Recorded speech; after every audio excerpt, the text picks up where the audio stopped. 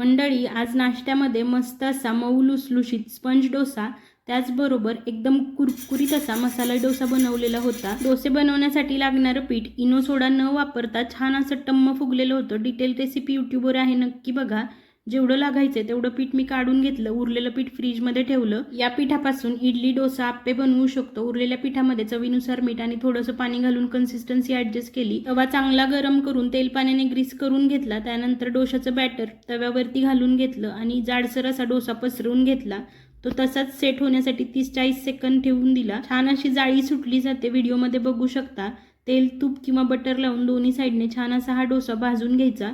तयार झाला मऊ लुसलुशीत स्पंज डोसा. तर तव्याला पुन्हा तेल पाण्याने ग्रीस करून घ्यायचा आणि एकदम पातळ डोसा बनवून घ्यायचा. त्यावरती कांदा, लसूण मसाला, बटाट्याची भाजी घालायची आणि हा डोसा काढून घ्यायचा. तयार झाला कुरकुरीत असा मसाला डोसा. आमचा ऑल टाइम फेवरेट नाश्ता तयार झालेला आहे. तुम्ही पण या.